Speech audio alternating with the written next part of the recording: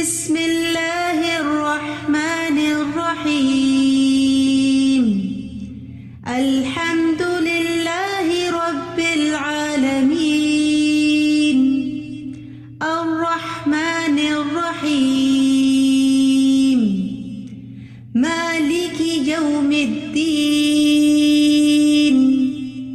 ایاک نعبد و ایاک نستعین اہدنا الصراط المستقیم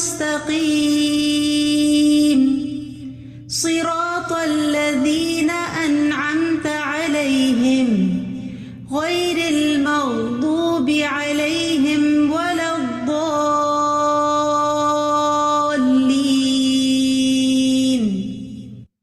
آمین۔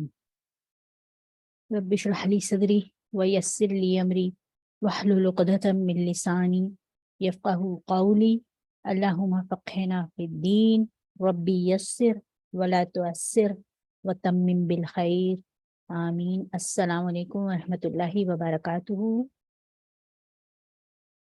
الحمدللہ علی کل حال، امید کرتی ہوں آپ سب لوگ خیریت سے ہوں گے اور اپنی حی علی الصلاۃ نماز کے سبجیکٹ کے ساتھ بہت کچھ آپ نے اس کے ساتھ لرن کیا ہوگا، اور آپ سب لوگوں کو پتہ ہے اب ہم اپنے کورس کے اختتام کی طرف جا رہے ہیں۔ آئی تھنک آپ کی 1 یا 2 کلاسز اور باقی ہیں اور صرف 1 کوئز اور باقی ہے، تو امید کرتی ہوں آپ سب لوگوں نے پچھلے تمام کوئز اٹیمپٹ کر لیے ہوں گے، اور اب جو 1 کوئز باقی ہے تو اس کے لیے آپ کے پاس نوٹس موجود ہوں گے جو کہ آپ لکھ رہے ہوں گے، کیونکہ جب انسان اپنا قلم استعمال کرتا ہے اور اس کو لکھتا ہے ٹرانسکرپشن کاپی کی طرح ایک ایک ورڈ کو، تو اتنی ہی آپ کی نیکیوں میں اضافہ ہوتا چلا جاتا ہے، اور آپ کے پاس ایک نوٹس موجود رہتے ہیں جو کہ تا حیات آپ کے پاس رہیں گے زندگی جب تک ہے، اور آگے بھی آپ اس کو صدقہ جاریہ کے طور پر پیش کریں گے انشاءاللہ۔ تو آگے چلتے ہیں اپنے لیسن کی طرف۔ آج کا جو ہمارا لیسن تھا وہ ہمارا کچھ لیفٹ اوور تھا پچھلے لیسن سے، تو انشاءاللہ آ جائیے استاد فتح ہاشمی کے ساتھ بسم اللہ کرتے ہیں۔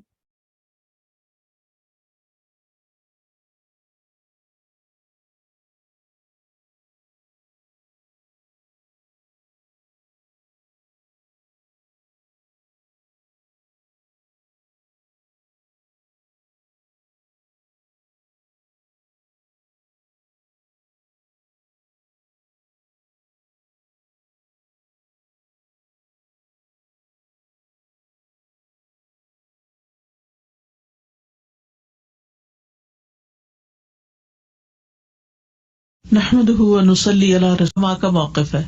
استخارہ کرنا چاہتی ہوں، کوئی بزنس ڈیل ہے، کہیں جانا پڑ رہا ہے یا کوئی بھی، لیکن وہ نماز نہیں پڑھ سکتی، تو کیا اس کے لیے صرف دعا مانگ کر استخارہ کر لینا جائز ہے؟ جی ہاں۔ اس کا جواب کیا ہے؟ جی ہاں۔ جس کے لیے نماز ادا کرنا ممکن نہ ہو، نفاس کی حالت میں عورت 40 دن کے لیے، حیض کی حالت میں 10 دن کے لیے، اور وہ کام جس کے لیے استخارہ کرنا 10 دن نہیں لٹکا سکتے، تو اب کیا کریں؟ اب صرف نماز کے بغیر ہی دعا استخارہ پڑھ لے۔ امام نووی فرماتے ہیں اگر وہ نماز پڑھنے سے معذور ہو تو صرف دعا کر کے استخارہ کرے۔ دعا پڑھیے۔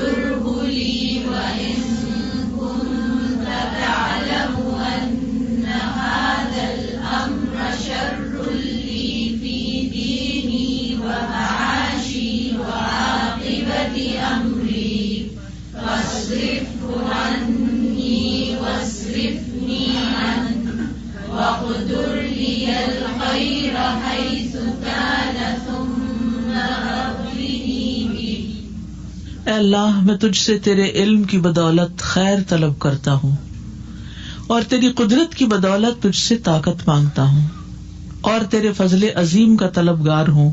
بے شک قدرت تو ہی رکھتا ہے اور مجھے کوئی قدرت نہیں, اور تو جانتا ہے اور میں کچھ نہیں جانتا, اور تو تمام پوشیدہ باتوں کو جاننے والا ہے.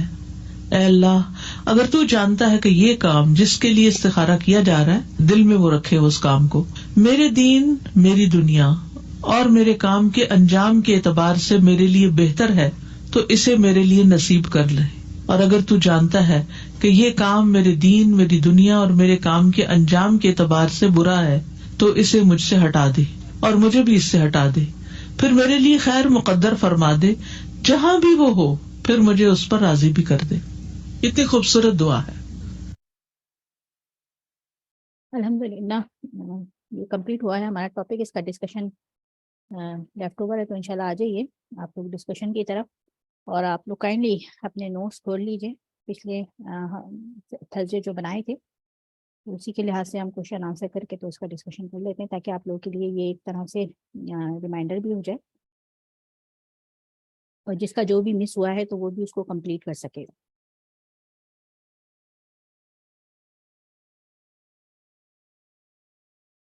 کیا مصحف سے دیکھ کر تہجد کی امامت کروائی جا سکتی ہے؟ جی. اور اس کی دلیل کیا تھی ہمارے پاس؟ سسٹر یاسمین آپ نے جواب دیا, اس کو پڑھیے.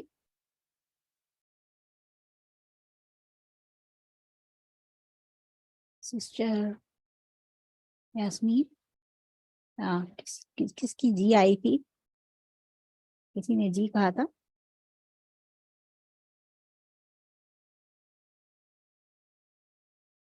اچھا کوئی بھی نہیں مائک کے اوپر. حضرت عائشہ رضی اللہ تعالیٰ عنہما کی امامت ان کا غلام ذکوان مصحف سے دیکھ کر کرواتے تھے. ٹھیک ہے, چلو نیکسٹ کرتے ہیں. کیا ساری رات قیام کرنا پسندیدہ ہے یا سونا بھی ضروری ہے؟ سونا ضروری ہے. سونا ضروری ہے. تو اس کی دلیل کیا تھی ہمارے پاس؟ ساری رات قیام نہ کرنا, کچھ حصہ سونا ضروری ہے, یہ والی حدیث ابو دردہ کی. ٹھیک ہے, آگے چلتے ہیں. تہجد کے لیے معاون اسباب کون کون سے ہیں؟ آپ لوگوں نے لکھے تھے. تہجد کے لیے معاون اسباب کون کون سے ہیں, مددگار اسباب کون کون سے؟ سیدہ مول جی آپ کا مائک کھلا ہوا, بتائیے. السلام علیکم ورحمۃ اللہ. وعلیکم السلام ورحمۃ اللہ وبرکاتہ. نیت کرنا, جی ٹھیک ہے. دعا کرنا, گناہ چھوڑ دینا, دن میں قیلولہ کرنا, کم کھانا, عشاء کے بعد یعنی گفتگو نہ کرنا, زیادہ آرام دہ بستر نہ استعمال کرنا, طہارت کی حالت میں رات کو سونا, دائیں کروٹ سونا, اور نفس سے مجاہدہ کرنا. ٹھیک ہے, الحمدللہ یہ 8 تھے.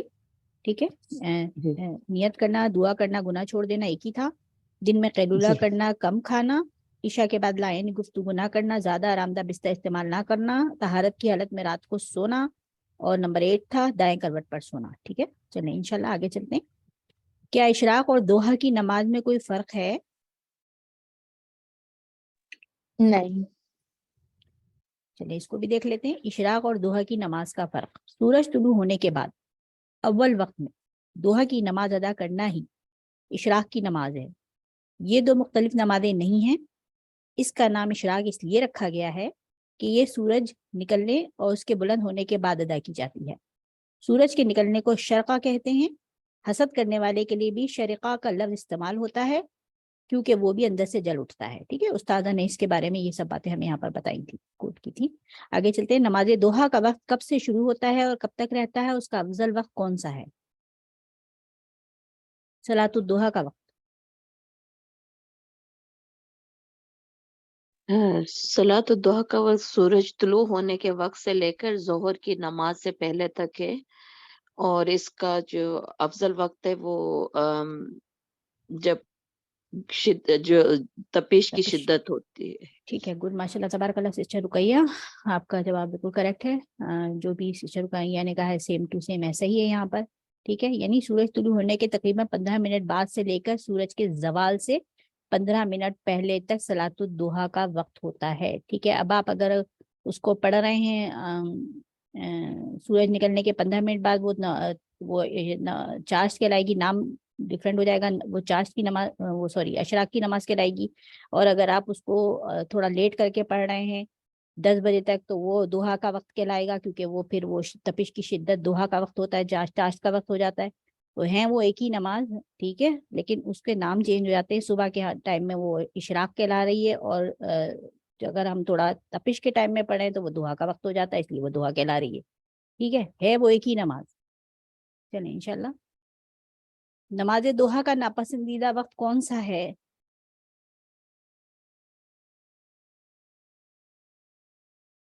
ज़वाल का वक्त, और जब सूरज चढ़ रहा होता है, जिसमें नबी सल्लल्लाहु अलैहि वसल्लम ने कहा कि शैतान के 2 सींगों के बीच सूरज होता है। चढ़ते सूरज के वक्त, ठीक है, ज़वाल का वक्त, ठीक है, आप सबका सही है जवाब। वो वक्त जब सूरज अभी चढ़ रहा हो, यानी चढ़ते सूरज का वक्त नापसंदीदा वक्त है। जब पूरा तुलू हो जाए तो नमाज पढ़नी चाहिए। नमाज दुहा में मुख्तसर क़िराअत होती है, ठीक है। नमाज दुहा पढ़ने का अजर क्या है? चलें, कौन बताएगा? अजर उम्रे का सवाब है। ठीक है, तबारकल्लाह माशाल्लाह, हज और उम्रे का सवाब है। हमारे पास यह दलील भी मौजूद है, 2 रखते पढ़े, इसके लिए हज और उम्रे का सवाब है। हजरत अनस कहते हैं कि नबी सल्लल्लाहु अलैहि वसल्लम ने फरमाया मुकम्मल मुकम्मल, और फिर तीसरी दफा फरमाया मुकम्मल, ठीक है। नमाज दुहा के अजर को हासिल करने की 3 शराइत क्या हैं?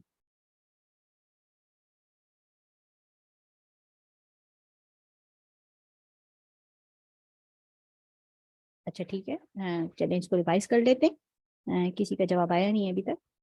इस फजीलत को हासिल करने की चंद शराइत हैं। नंबर 1, फजर की नमाज बाजमात अदा की जाए। नंबर 2, नमाजी सूरज तुलू होने तक मस्जिद या जाए नमाज पर ही बैठा रहे, ठीक है, और सूरज के कुछ बुलंद हो जाने के बाद 2 रकात अदा करे, ठीक है। तो ये जो हज और उम्रे का जो सवाब है, तो उसकी शराइत क्या है?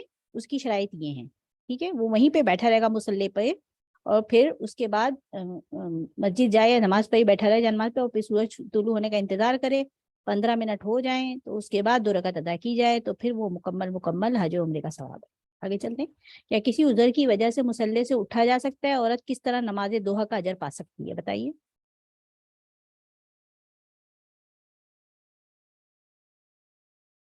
चलें, अच्छा, जी, उठ हाँ सकते बताइए। हैं। और औरत जो है वो घर में ही नमाज पढ़ के अपने मुसल्ले पे बैठ के अस्कार करते रहे।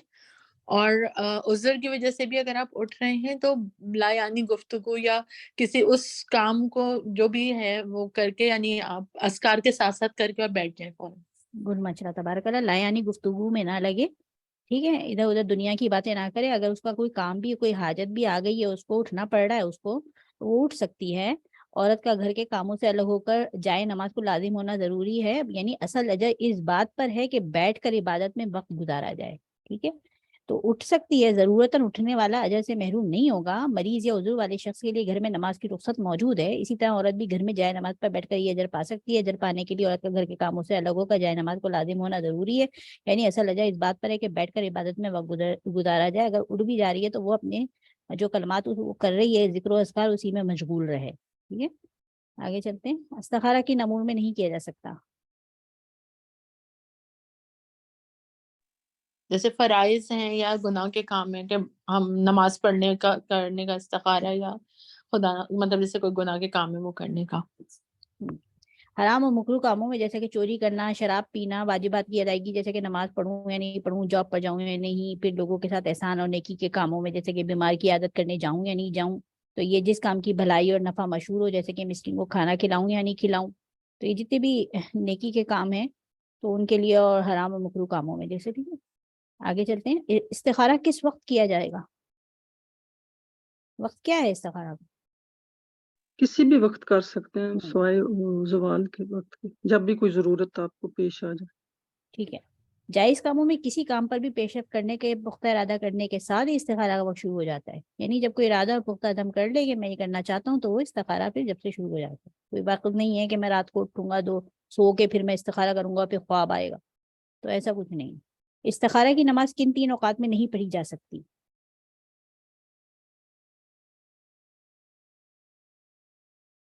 इस्तिखारा की नमाज किन 3 औकात में नहीं पढ़ी जा सकती? फजर और असर की नमाज के बाद, ज़वाल के वक्त।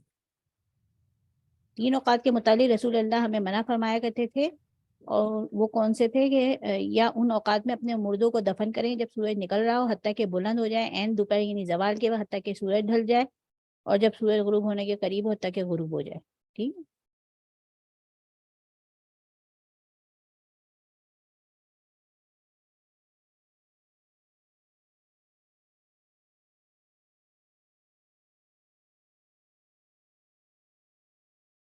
استخارہ کا کیا طریقہ ہے؟ استخارہ کا کیا طریقہ ہے؟ 2 رکعت نفل نماز پڑھ کے اور پھر اس دعا استخارہ پڑھ کے اس کام کو اپنے ذہن میں رکھتے ہوئے، اور اس کام کو پہلے اس کے بارے میں ساری وہ مطلب اگر آپ کے پاس 2-3 کام ہیں تو اس میں سے جو آپ کا سلیکشن ہے اس کو پہلے فائنلائز کر لیں کہ آپ کی مرضی اس میں ہے، پھر آپ استخارہ کریں، مطلب کنفیوژن میں استخارہ بھی نہیں ہو. ٹھیک ہے. کہ جابر بن عبداللہ سے مروی، انہوں نے کہا رسول اللہ ہمیں تمام معاملات میں استخارہ کرنے کی اسی طرح تعلیم دیتے تھے جس طرح ہمیں قرآن کی کوئی سورت سکھاتے تھے. تو آپ صلی اللہ علیہ وآلہ وسلم فرماتے تھے جب تم میں سے کوئی کسی کام کا ارادہ کرے تو فرض نماز کے علاوہ 2 رکعت نفل پڑھے، پھر کہے اللہ میں تیرے علم کے ذریعے سے خیر کا طالب ہوں. ٹھیک ہے. تو فرض نماز کے علاوہ 2 رکعت نفل پڑھیں گے، اور پھر اس کے بعد جو بھی دعا ہے وہ مانگیں گے. استخارہ کی جو دعا آپ لوگوں نے سیکھ لی ہے اور اپنے بڑیز کو بھی سنائی ہوگی، اور جن لوگوں نے ابھی تک کنٹینیو کر رہے ہیں سنائیں گے انشاءاللہ. تو یہی استخارہ کا طریقہ ہے کہ فرض نماز کے علاوہ 2 رکعت نماز پڑھیں گے، اور دل کو مطمئن کرتے ہوئے کہ اب 2 کام ہیں اور کسی ایک پر آپ کا دل ٹھک گیا ہے کہ میں یہ والے کام کو لے لوں، اور پھر وہاں پر استخارہ کر لیں اس کے اوپر. ٹھیک ہے. اب وہ آگے اس کو کر لیں، دل مطمئن ہو گیا ہے اس کو، تو اب اس کام کو کر لیں. اگر اس میں خراب ہو رہا ہے، اچھائی ہو رہی ہے، سب اللہ سبحانہ وتعالیٰ کی طرف سے ہے. ٹھیک ہے. آگے چلتے ہیں اپنے نیکسٹ لیسن کی طرف.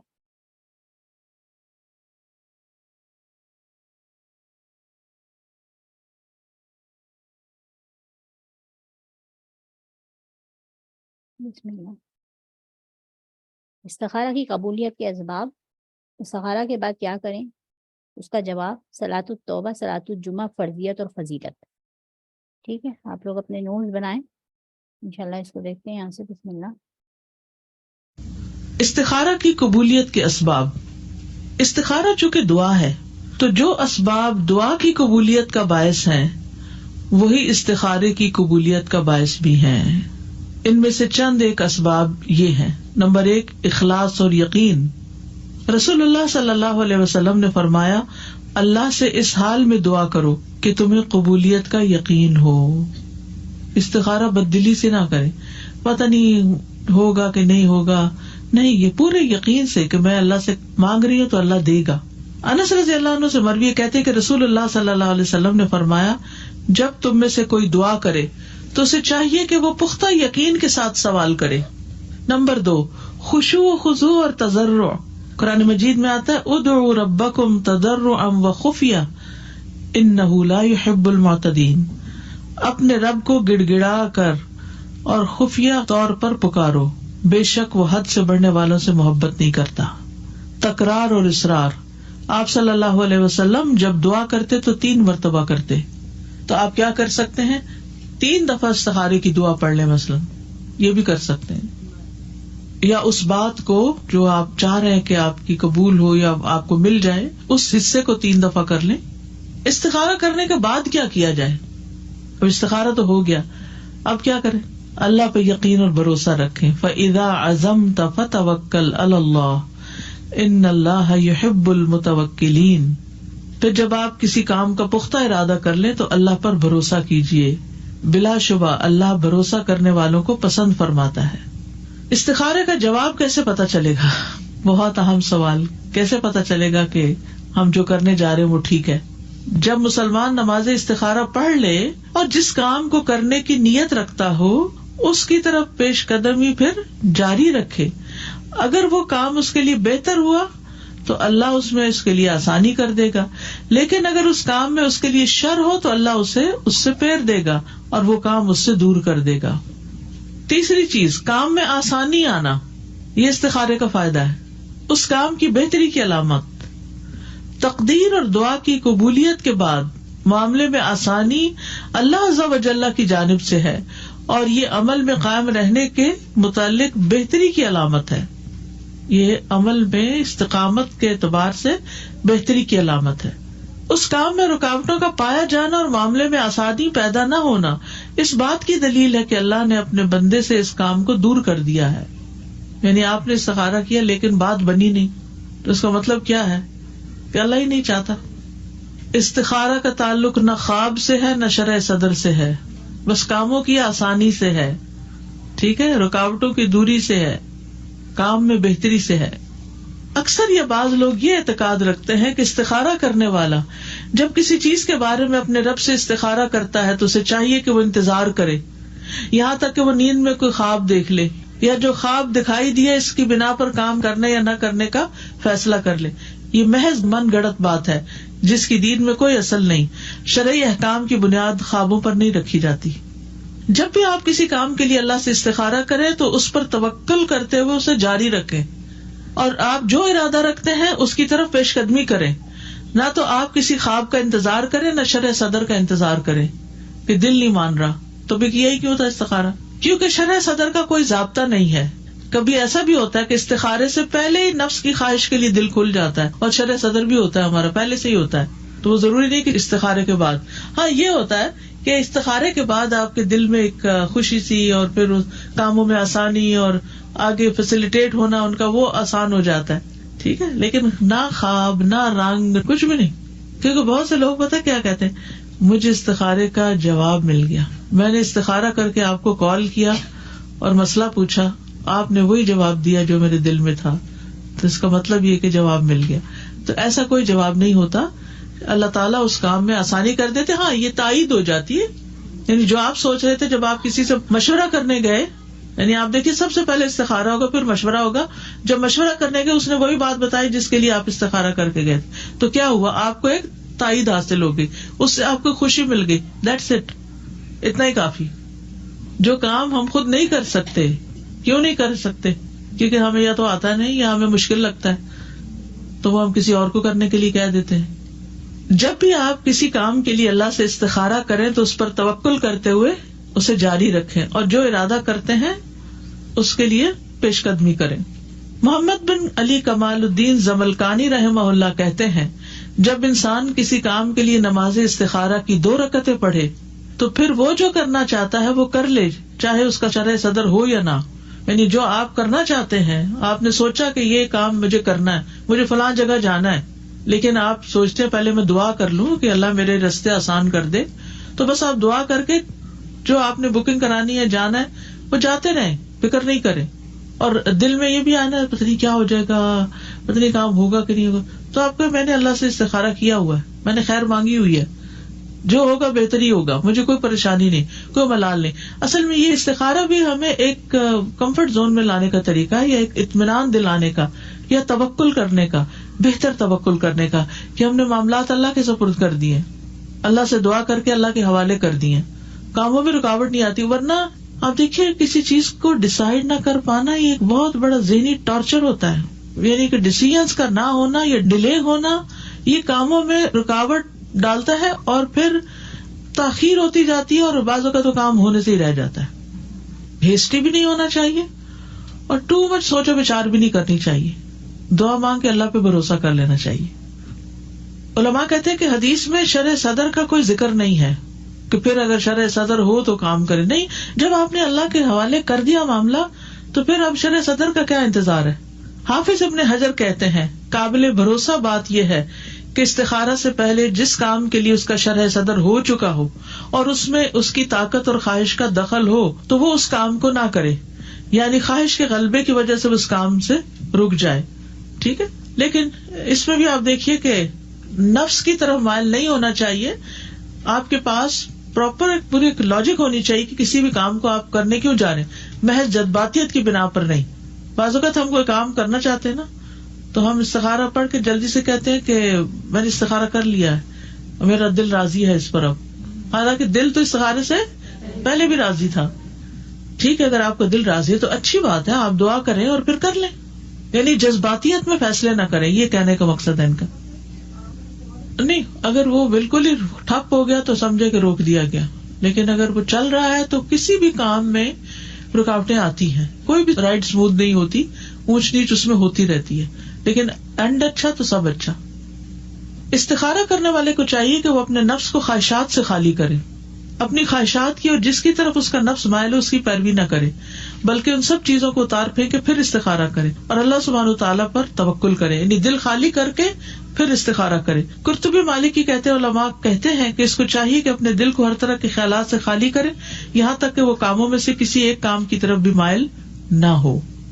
مائل سے مراد یہ کہ ایک بس خواہش ہو یہی کرنا چاہتا ہوں میں، لیکن یہ ڈیسیژن تو آپ لیں گے نا کہ یہ کرنا ہے تو تبھی استخارہ کریں گے نا.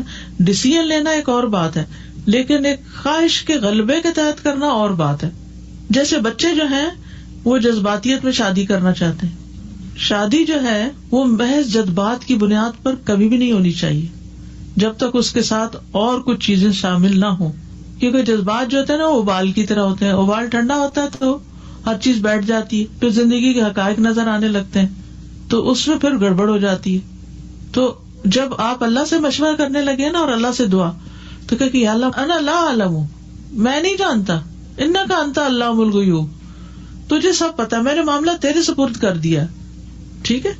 کبھی مسلمان اپنے رب سے کسی کام کے بارے میں استخارہ کرتا ہے، پھر اسے پتا چلتا ہے کہ معاملات اچھی طرح سے ظاہر نہیں ہوئے اور اس کام کی کوئی واضح صورت نہیں آئی جس کا اس نے عزم کیا، اس میں بھلائی کا پہلو واضح نہیں ہوا، اسے دوبارہ استخارہ کرنے کی ضرورت ہوتی ہے. کیا ایسا کرنا جائز ہے؟ اگر آپ کہیں کہ جب کام کے کرنے یا چھوڑنے میں درست صورت واضح نہ ہو اور وہ جس کام کو کرنا چاہتا ہے اس کے لیے شرع صدر نہ ہو تو کیا ایک کام میں بار بار استخارہ کرنا درست ہے؟ تو وہ کہتے ہیں بدر الدین عینی، میں کہتا ہوں کیوں نہیں، اس کام کے لیے بار بار نماز پڑھنا، دعا مانگنا مستحب ہے، یعنی اگر رکاوٹیں آ رہی ہیں دوبارہ دعا مانگ لیں. سوال، کیا کسی دوسرے کی طرف سے استخارہ کیا جا سکتا ہے؟ ایک آدمی دوسرے کی طرف سے استخارے کی نماز نہیں پڑھ سکتا. ابن عثیمین کہتے ہیں استخارہ کرنا صرف اس شخص کے لیے جائز ہے جو کام کا ارادہ کرے، کسی دوسرے کی طرف سے استخارہ کرنا درست نہیں، اگرچہ کوئی کسی کو اپنا وکیل بنا بھی دے اور کہے میرے لیے اللہ سے استخارہ کرو، کیونکہ رسول اللہ صلی اللہ علیہ وسلم نے فرمایا جب تم میں سے کوئی آدمی کسی کام کا ارادہ کرے تو 2 رکعت ادا کرے پھر یہ دعا پڑھے. جیسے کہ 2 آدمی مسجد میں داخل ہوں تو ان میں سے ایک دوسرے سے کہے میں بیٹھتا ہوں اور تم میری طرف سے 2 رکعتیں تحیت المسجد پڑھ دو، تو ایسا کرنا درست نہیں. استخارے کی نماز کا تعلق استخارہ کرنے والے کے نفس کے ساتھ ہے جو کام کرنے کا ارادہ رکھتا ہے. استخارے کے لیے کاہن اور نجومی کے پاس نہ جایا جائے. نبی صلی اللہ علیہ وسلم سے مروی ہے، آپ نے فرمایا جو شخص کسی کاہن یا نجومی کے پاس جائے اور اس کی باتوں کی تصدیق کرے تو گویا اس نے محمد صلی اللہ علیہ وسلم پر نازل ہونے والی شریعت سے کفر کیا. ٹھیک ہے. اسی طرح بعض کاہن اور نجومی تو نہیں ہوتے، لیکن کوئی بزرگ لوگ ہوتے ہیں جن سے لوگ جا کے استخارہ کراتے ہیں، پھر وہ اپنے پاس سے چند باتیں بتاتے ہیں اور پھر کروانے والے اس کی تصدیق کرنا شروع کر دیتے ہیں. تو یہ بھی طریقے ٹھیک نہیں. ہر مسلمان پر نماز فرض ہے نا، ہے یا نہیں؟ عورت ہو، مرد ہو، بوڑھا ہو، جوان ہو، سب پر فرض ہے. تو کیا اپنی نماز کسی کو کرائے پہ پڑھوا سکتے ہیں؟ نہیں. تو جب نماز باقی نہیں پڑھوا سکتے تو استخارے کی کیسے کسی سے نماز پڑھوا سکتے ہیں؟ ٹھیک ہے. مجھے پوچھنا تھا کہ نا اگر ہم نماز پڑھتے ہیں اور اگر ہمیں خواب آتا ہے تو پھر وہ خواب اس سے متعلق بھی ہو سکتا ہے اور اس کے علاوہ بھی ہو سکتا ہے، یعنی اسی سے متعلق اگر خواب آ جائے تو وہ بعض اوقات اپنے دل کی بات بھی ہوتی ہے. خواب 3 طرح کے ہوتے ہیں. ایک خواب وہ ہوتا ہے جو آپ کے ذہن پہ خیال حاوی ہو جاتا ہے نا، تو وہ آپ خواب میں دیکھنے لگتے ہیں. مثلاً ٹیسٹ کا خیال حاوی ہو گیا، اب کیا ہے، اب وہ اتنا ہر وقت آپ سوچ رہے ہیں ٹیسٹ ہے ٹیسٹ ہے ٹیسٹ ہے، اچھی ہر جگہ ہر جگہ ہر جگہ. تو پچھلے دنوں کچھ اسٹوڈینٹس اکٹھے ہوئے، اچھی والی مزے کی پارٹی تھی، لیکن ہر تھوڑی دیر کے بعد آواز آ رہی تھی ٹیسٹ ہے ہمارا، ٹیسٹ ہے ہمارا. تو میں سوچ رہی تھی کیوں اپنے آپ کو پریشان کرتے ہیں، انجوائے کرنے کے وقت میں انجوائے کریں، ٹیسٹ بعد میں دیکھا جائے گا. لیکن جو ہمارے دل میں بات ہوتی ہے نا وہ ہماری زبان پر آنے سے نہیں رکتی، وہ ہم کہے جاتے ہیں. اسی طرح وہ خواب میں بھی آتی ہے. اگر آپ نے ڈرائیونگ کا ٹیسٹ دیا ہو تو مجھے امید ہے کہ ایک دن پہلے خواب میں ڈرائیونگ کر کے گئے ہوں گے. کہیں ٹریول کر رہے ہیں تو آپ کو کچھ دن پہلے ہی خواب آنے لگ جاتی ہے. تو یہ حدیث نفس اس کو کہتے ہیں. تو استخارے میں بھی جس کام کے لیے آپ استخارے کی دعا پڑھ رہے ہیں وہ آپ کے دل میں باتیں ہوتی ہیں, اس کے متعلق کچھ تفکرات ہوتے ہیں یا کچھ اچھی خواہش ہوتی ہے, وہ خواب میں نظر آ جاتی ہے. تو ضروری نہیں کہ اس کا تعلق اسی سے ہی ہو. استاذہ یہ تو ابھی آپ نے بتایا کہ بار بار نماز استخارہ کی جا سکتی ہے یا استخارہ کیا جا سکتا ہے, لیکن 3 دن لگاتار کرنے کی تو کوئی شرط نہیں ہے کہ 3 دن یا 3 ٹائم لگاتار کریں, نہیں, جب آپ کو فرصت ہو. اور استاذہ یہ بھی سنا ہے جیسے فرینڈز وغیرہ کہتی ہیں کہ آپ 5 وقت کی نماز پڑھتی ہیں, اس لیے آپ میرے لیے استخارہ کر دیں, کیونکہ استخارہ کے لیے 5 نمازیں. انہوں نے کہا کہ آپ 5 پڑھنا شروع کریں اور اپنے لیے خود استخارہ کریں. اصل میں وہ گلٹی ہوتے ہیں نا کہ فرض تو ادا نہیں کرتے, نفل پڑھ کے اللہ سے کیسے دعا کریں. تو اللہ تعالیٰ ایسے مسائل اسی لیے تو ڈالتے ہیں کہ ہم فرض بھی پورے کرنے لگے. جی, بچوں کا کوئی مسئلہ ہوتا ہے, جیسے ان کی پڑھائی کا کوئی مسئلہ ہے, شادی کا مسئلہ ہے, وہ چیز تو بچوں کی ہے تو لیکن ماں باپ کر سکتے ہیں اس کے, ان کو خود کرنا چاہیے. ہم اپنے طور پر اپنے رول کے حساب سے, اپنی ذمہ داری کے حساب سے کر سکتے ہیں. یعنی سوال اصل میں یہ ہے, ایک معاملہ جس کا تعلق 2 لوگوں سے ہے, مثلا 2 لوگ شادی کرنا چاہتے ہیں تو وہ دونوں استخارہ کریں گے. اسی طرح ماں اور بچے دونوں سے ہے تو وہ دونوں کریں گے. 2 لوگ اکٹھے سفر پہ جا رہے ہیں, وہ دونوں کریں گے, ٹھیک ہے, اور وہ ایک ہی چیز کے بارے میں کر رہے ہیں. السلام علیکم ورحمۃ اللہ. استاذ جی, ایک تو یہ جیسے امام تیمیہ کا ہم نے قول پڑھا تھا کہ 3 چیزیں ضروری ہیں, خالق سے استخارہ, مخلوق سے مشورہ اور اپنے کام سے استقامت. یہ بہترین ہے لیڈرشپ کے لیے. اور دوسرا مجھے سوال یہ کرنا تھا کہ جیسے مشورہ کرنا ہے تو اس کے لیے کوئی اصول کوئی بتائیے کہ کس سے کیا جائے جرنلی. جو معاملے کو سمجھتا ہو, تجربہ کار ہو, بائس نہ ہو, اس میں کوئی مفاد نہ ہو, اسے اس سے کوئی بیر نہ ہو, یہ چیزیں دیکھنی چاہیے. مثلاً آپ چل پڑتے ہیں اپنے ہی حاسد سے مشورہ کرنے, نیوٹرل ہو, سمجھدار ہو, ایکسپیرینسڈ ہو. جی ہاں جی, مجھے یاد ہے کہ میری دادی جو تھے وہ میرے اماں جی کو ہمیشہ بولتے تھے میرے لیے تہجد پڑھ دے, میرے لیے روزہ رکھ دے, میرے لیے. اب مجھے تب پتا نہیں استخارہ کیا ہوتا تھا, میں چھوٹی تھی, یعنی کچھ ایسا ایکسپیرینس نہیں تھا, مگر وہ یقین سے کہتے تھے ہاں پورا ہو گیا حلیمہ. تو ابھی ریلیٹڈ بات ہوئی تو میں کہتی, وہ خود نماز نہیں پڑھتے تھے, میرے اماں جی کو ہمیشہ بولتے تھے اور پھر خوش ہوتے تھے کہ ہاں میرا پورا ہو گیا کام. اللہ اکبر. میرا سوال یہ کہ استخارے کی دعا کے بعد کیا درود شریف پڑھنا اور اس کا اختتام کس طریقے سے کرنا ہو؟ جی, عموماً جو بھی ہم دعا کرتے ہیں نا تو اس کے آداب میں سے ہے, دعا کے آداب میں سے ہے کہ جب بھی کوئی دعا کی جائے, چاہے استخارے کی چاہے کوئی اور, تو پہلے اللہ کی تعریف کریں, پھر درود شریف پڑھیں, پھر دعا کریں, کیونکہ جس دعا کے دونوں طرف درود ہوتا ہے وہ دعا زیادہ قبول ہوتی ہے. گنتی ضروری نہیں, ایک دفعہ بھی پڑھنا کافی ہے. اصل میں اخلاص ضروری ہے, توجہ ضروری ہے. جی السلام علیکم. وعلیکم السلام. ابھی استخارہ کے بارے میں جو ابھی آپ نے بتایا ہے, جو فجر کی اور ظہر, عصر, مغرب, اس کے درمیان میں کون سا اچھا کوئی ٹائم ہے جس میں؟ سبھی اچھے ہیں سوائے زوال کے. زوال سب برابر ہے. جب بھی تہجد کا زیادہ اس لیے بہتر ہے کہ اس وقت کی فضیلت ہے. اللہ تعالیٰ فرماتے ہیں ہے کوئی جو مجھ سے مانگے تو میں اسے عطا کروں, تو وہ دعا کی قبولیت کا وقت ہے, تو اس وقت خیر مانگنا زیادہ بہتر ہے, ادروائز کسی وقت بھی. میں اپنا ذاتی تجربہ بتانا چاہ رہی ہوں کہ جیسے کہیں جانا ہو اور ہم اس گاڑی میں اس یقین کے ساتھ بیٹھتے ہیں کہ یہ وہیں جانے والی ہے, اور پھر ہم ڈرائیور پر بھروسہ کر کے مطمئن ہو کے بیٹھ جاتے ہیں. بالکل ایسے جب استخارے کی دعا کر لی تو اطمینان اندر سے دل میں آ جاتا ہے کہ معاملہ سپرد کر دیا, جو بھی کچھ ہوگا وہ بہتر ہی ہوگا. بہتر ہی ہوگا. سر ایک بات ہے کہ ہم کوئی بہت بڑا فیصلہ کر لیتے ہیں, ہم نے ڈیسیجن بھی لے لیا فلاں دن سے یہ کام شروع ہو رہا ہے, تو ابھی جیسے آپ نے کہا کہ ڈیسیجن لینے کے بعد یعنی کہ ہم نے لے لیا بھی تو پھر استخارہ کرنا کر سکتے ہیں, تو پھر کانسٹنٹلی کرنا ہے یا بس ایک دفعہ کرنا کافی ہے؟ استاذہ ایک شیخ بتا رہے تھے کہ 4 steps آف استخارہ, انہوں نے 3 دن کی وہ کی تھی سیمینار, تو اس میں انہوں نے کہا تھا کہ یہ 4 steps دماغ میں رکھیں, استشارہ, استخارہ, عزم اینڈ توکل. تو یہ 4 steps جتنی باتیں اب تک کی ان سب کا یہی خلاصہ ہے. جی بالکل بالکل. تو جیسے پوائنٹس اگر ذہن میں بڑے بڑے رکھتے ہوں, بالکل 4 کی پوائنٹس ہیں. جی استاذہ جی, جیسے اگر کوئی رشتہ ڈالے اور آپ کو پہلے ہی پتا ہے کہ اس میں آپ کی بچے کے لیے وہ ٹھیک نہیں ہے, لیکن پھر بھی آپ استخارہ کریں اور ان کو جواب دے دیں کہ یہ بات مناسب نہیں, تو وہ کہتے ہیں آپ نے تو کہا تھا استخارہ کیا تو آپ کو اتنی جلدی خواب آ گیا, آپ نے کیسے جواب دے دیا. وہ پھر اتنا اریٹیٹ کرتے ہیں کہ آپ گلٹ میں چلے جاتے ہیں, تو پھر کیا کریں؟ صبر کر کے خاموشی اختیار کریں, 1-2 دن بعد گلٹ چلی جائے گی. جی السلام علیکم. میرا سوال یہ تھا کہ ہماری فیملی میں کوئی پرابلم ہوا اور کسی نے ہمیں بات کرنے کے لیے یا ان کو ہیلپ کرنے کے لیے بلایا, تو اس کے لیے ہم استخارہ کر کے جا سکتے ہیں ان کے لیے؟ جی کر سکتے. السلام علیکم ورحمۃ اللہ وبرکاتہ. میں سوچ رہی تھی کہ اگر بھوک مجھے لگی ہے اور میں کسی کو کہوں کھانا کھا لو میرے لیے, پیاس لگی ہو مجھے اور میں آپ پانی پی لو, تو میرا مسئلہ تو حل نہیں ہوگا. بالکل.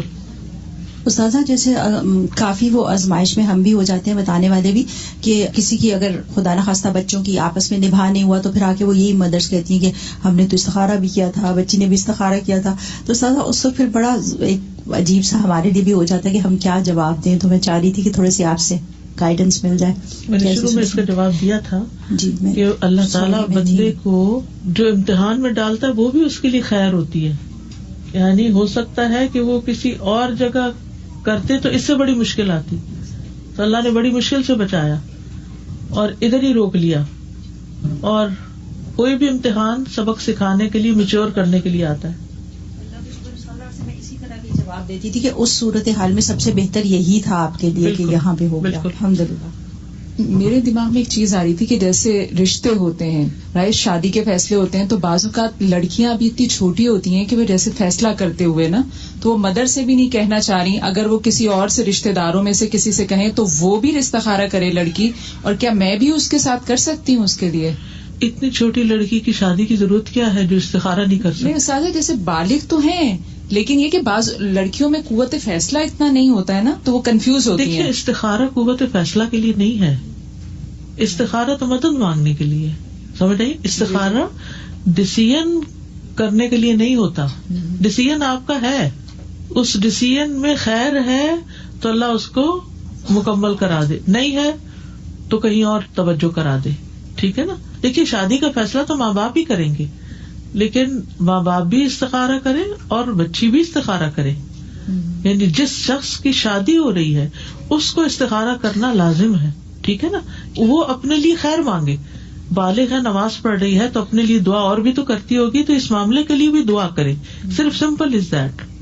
میں یہ کہتی تھی جیسے روزانہ میں تہجد کے بعد جیسے تہجد پڑھنے کے 2 رکعت پڑھ کے استخارے کی دعا کر لیتی ہوں. میرا کس چیز کے لیے؟ بس میرا جو بھی عمل ہو اللہ تیری رضا سے ہو, بس جو بھی میرا قدم ہے کچھ بھی کام. یہ استخارہ نہیں ہوتا, یہ تو تہجد کے بعد کچھ اور پڑھنے کی کیا ضرورت ہے؟ دعا کرنے. تہجد سے پہلے یا تہجد کسی بھی وقت ویسے استخارے کی دعا. دیکھیے شروع میں کیا بات ہوئی تھی, استخارہ کب کرتے ہیں؟ کوئی چیز سے مشورہ, جب کوئی معاملہ پیش آتا ہے, یہ کام کروں یا نہ کروں, جب کوئی معاملہ پیش آتا ہے. یہ بھی نہیں ہے بیسیکلی کروں کہ نہ. دیکھیے اس چیز نے بڑی غلط فہمی ڈالی ہوئی ہے. جو آپ نے سوچا کہ یہ 2 میں سے میں یہ کرنا چاہتا ہوں, اب اللہ تعالیٰ سے کہیں گے یا اللہ اگر یہ بہتر ہے تو ہو جائے, ٹھیک ہے, اور اگر نہیں تو مجھے کسی اور بہتری کی طرف موڑ دے. بس ایک چیز اگر آپ یاد رکھیں نا تو ساری کنفیوژن دور ہو جائے گی, اور وہ ہے استخارے کا مطلب ہے خیر مانگنا, خیر کی دعا کرنا کہ اللہ اس معاملے میں مجھے خیر عطا کر, اور اگر یہ خیر نہیں تو مجھے جہاں خیر ہے وہاں لے جا. بس یہ دعا ہے, اس میں کوئی کسی قسم کی ایسی چیز نہیں ہے کہ جس میں کوئی غیب کی خبر معلوم کرنا ہے. استخارہ غیب کی خبر معلوم کرنے کا نام نہیں ہے. ہم سمجھتے کہ استخارے کے بعد ہمیں کوئی غیبی طریقے سے بات پتہ چل جائے گی کہ یہ کام کروں کہ نہ کروں. یہ نہیں ہے. پہلے ہی آپ سوچیں گے کہ میں نے یہ کرنا ہے, یہ رشتہ آیا ہے, میں کرنا چاہتی ہوں, اور اگر آپ کرنا ہی نہیں چاہتے تو آپ ویسے ہی دیکھیے ویسے بچیاں جب جوان ہوتی کتنے پروپوزل آ جاتے ہیں, تو کیا آپ ہر پروپوزل پہ استخارہ شروع کرتے ہیں؟ کچھ کو تو آپ پہلے کہتے نہیں ان سے کرنا ہی نہیں, تو جس پہ آپ کہتے ہیں کہ ہاں یہاں کرنا ہے وہاں آپ استخارہ کر لیں. یہ بات ہے بس. السلام علیکم استاد جی. جیسے صبح نماز کے بعد مطلب میری عادت ہے کہ میں یہ نستعین کی ساری دعائیں پڑھتی ہوں, تو آخر میں دعا استخارہ بھی ہے تو بھی میں پڑھ لیتی ہوں.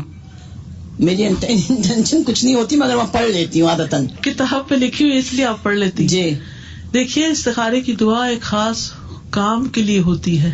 وہ مجھے معلوم ہے کہ کام کے لیے ہوتی, مگر عادت کی طور پہ میں پڑھ لیتی ہوں آخر تک, کیونکہ آخر میں وہی دعا ہے. تو آپ کتاب کا ختم شریف کر وہی نا, بالکل.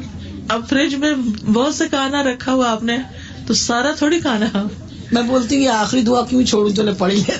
پھر کوئی نیت کر لیا کرے, دن میں کوئی کام آپ کرنے والی ہیں اس کی نیت کر کے پڑھا کرے.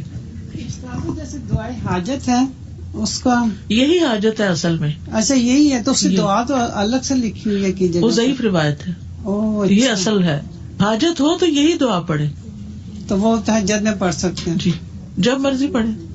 السلام علیکم. وعلیکم السلام. میرا یہ سوال ہے کہ اگر ہم کسی چیز کے لیے استخارہ کرتے ہیں اور ہمارا دل اس پہ جم رہا ہے, ٹھیک ہے, لیکن اسی سلسلے میں کوئی خواب نظر آ جاتا ہے, اس میں ہمیں خواب میں وہ چیز بہتری نظر نہیں آ رہی, تو کیا ہمیں وہ کام کرنا چاہیے یا نہیں؟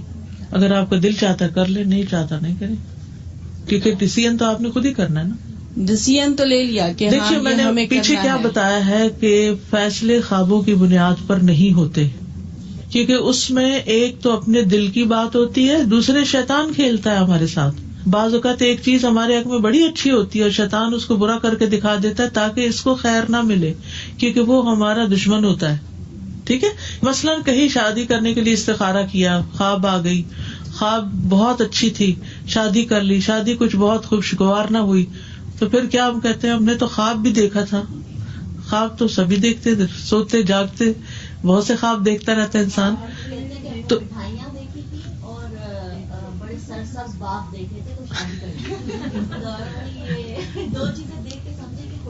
خوشحال زندگی ہوگی, تو اس کے اوپر بنیاد نہیں رکھ سکتے خواب پر.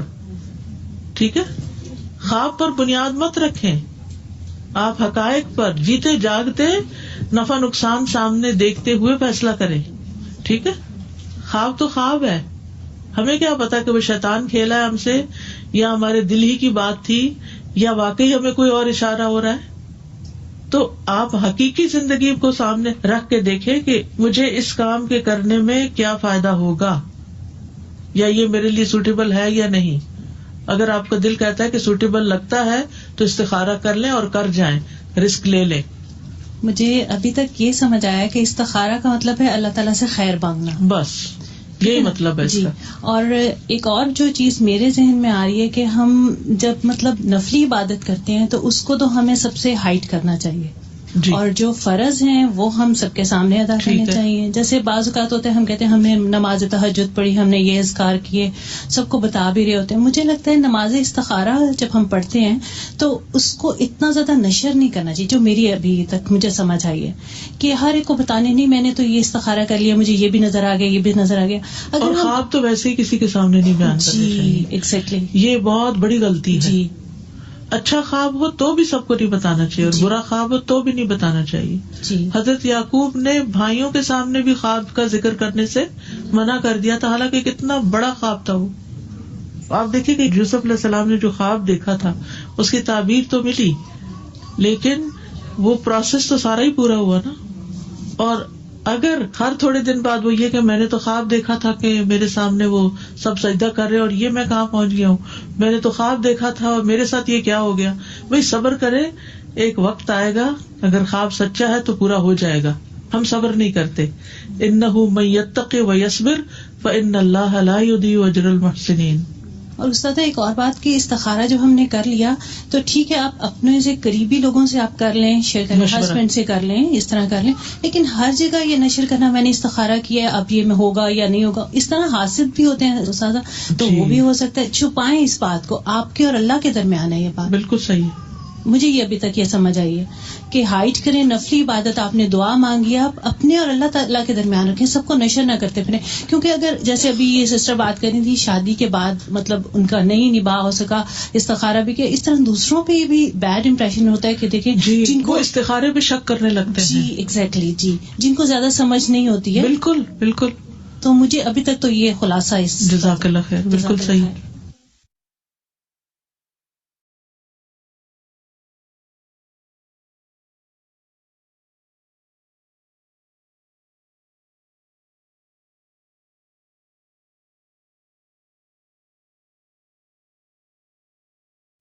نماز توبہ.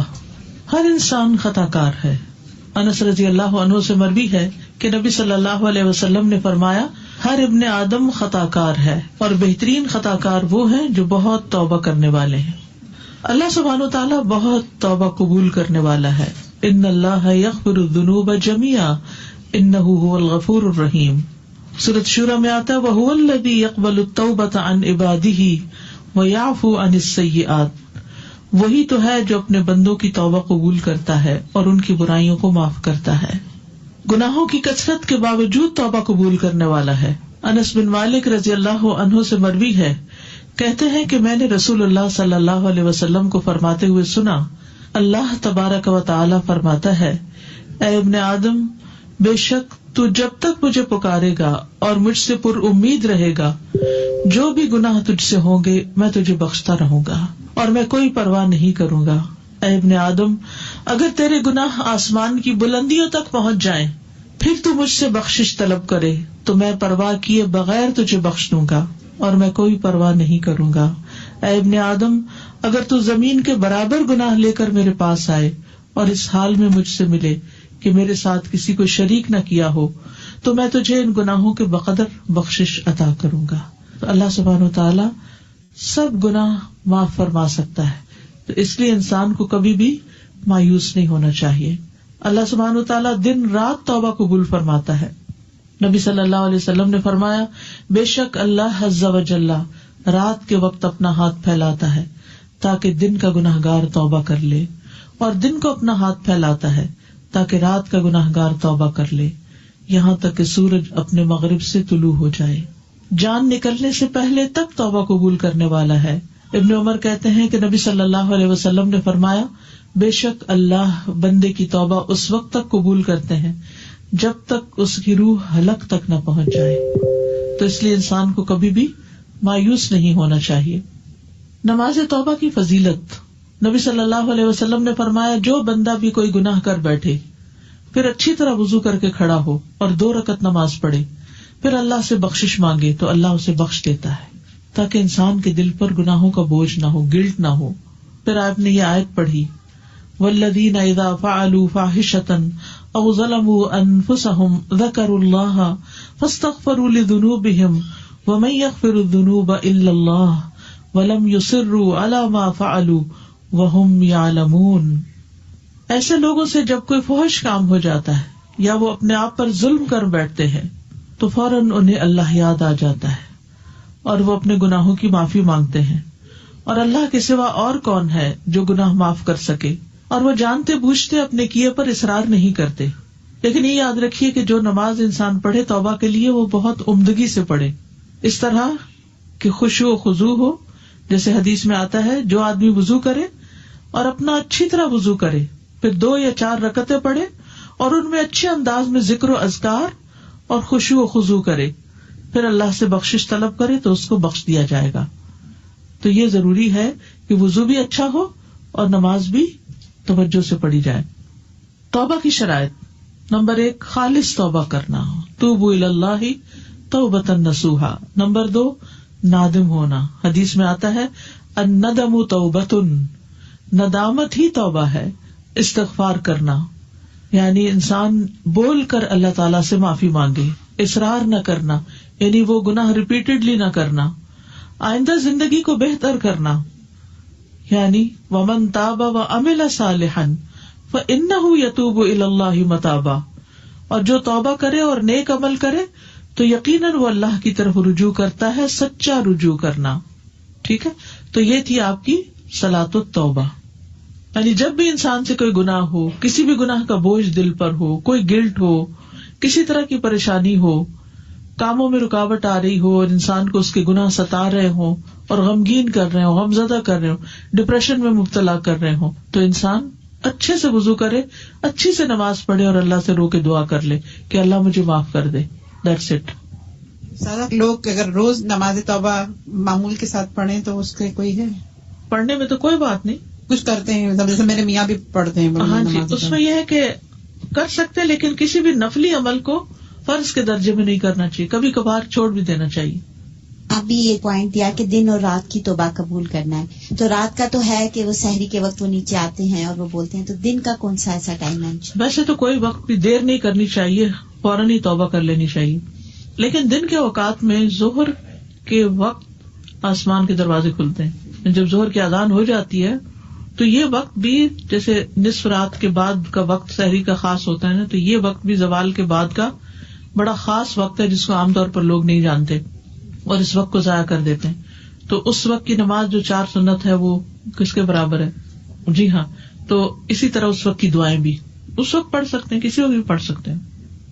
صلاۃ الجمعہ، چونکہ ہم میں سے اکثر لوگ جمعہ پڑھتے ہیں اور پتہ نہیں ہوتا کس طرح پڑھنا ہے، تو ایسی کنفیوژن رہتی ہے. اور جمعے کے بارے میں کچھ چیزیں ہم نے خود ساختہ بنائی ہوئی ہیں اور کچھ کرنے کی ہیں جو ہم بھولے ہوئے ہیں، تو ریمائنڈر اچھا ہے.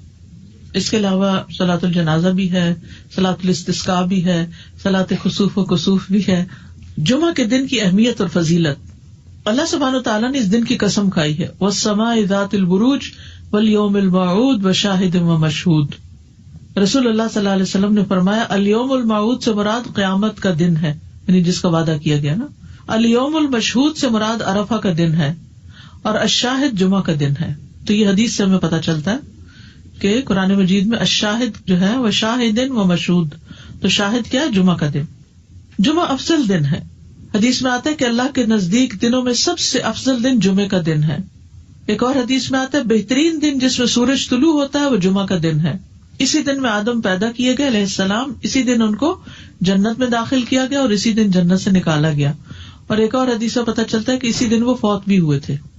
جمعہ مسلمانوں کی عید کا دن ہے، اسپیشل ڈے ایوری ویک. رسول اللہ صلی اللہ علیہ وسلم نے فرمایا بے شک اللہ نے جمعے کو مسلمانوں کے لیے عید کا دن بنایا ہے. جمعے کو عید کا دن بنایا ہے. اسے رجسٹر کرے، کیونکہ بہت سے لوگ جمعے کے دن کو عام دنوں کی طرح ہی گزار دیتے ہیں.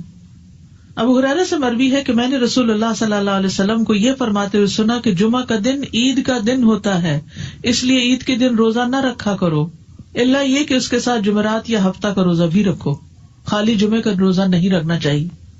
ایک اور حدیث سے پتہ چلتا ہے کہ یہ دونوں عیدوں سے بھی زیادہ عظمت والا دن ہے. ہم عید کا تو انتظار کرتے ہیں لیکن جمعے کی پرواہ نہیں کرتے. نبی صلی اللہ علیہ وسلم نے فرمایا بے شک جمعے کا دن تمام دنوں کا سردار ہے، اللہ کے ہاں اس کی عظمت سب سے زیادہ ہے، اور وہ اللہ کے ہاں عید الاضحیٰ اور عید الفطر کے دن سے زیادہ عظمت والا ہے. اس میں 5 خصلتیں ہیں جو اس کی افضلیت کا باعث ہیں. اس دن اللہ نے آدم علیہ السلام کو پیدا کیا، اسی دن ان کو زمین پہ اتارا، اسی دن فوت کیا. اس دن میں ایسی گھڑی ہوتی ہے کہ اس میں بندہ جو کچھ مانگے اللہ اسے وہی کچھ دے دیتا ہے جب تک کسی حرام چیز کا سوال نہ کرے، اور اسی دن قیامت قائم ہوگی. تو یہ دن اسپیشل کیوں ہے کہ انسانیت کا آغاز اس دن سے ہوا تھا. آدم علیہ السلام ہمارے باپ اس دن پیدا ہوئے، اسی دن زمین پر آبادی ہوئی انسانوں کی، اور اسی دن آدم فوت ہوئے، اور اسی دن قیامت آئے گی. ہر مقرب فرشتہ، آسمان، زمین، تمام ہوائیں، پہاڑ اور سمندر جمعہ کے دن سے ڈرتے رہتے ہیں، کیونکہ ان کو یہ ہوتا ہے کہ کہیں قیامت نہ آ جائے. دعا کی قبولیت کا دن ہے. رسول اللہ صلی اللہ علیہ وسلم نے جمعہ کے دن کے ذکر میں ایک دفعہ فرمایا کہ اس میں ایسی گھڑی ہے، اگر ٹھیک اس گھڑی میں بندہ مسلم کھڑا ہو کر نماز پڑھے اور اللہ تعالیٰ سے کوئی چیز مانگے تو اس چیز کو ضرور عطا کرتا ہے، یعنی وہی چیز ایز اٹ از مل جاتی ہے. طہارت کا دن ہے.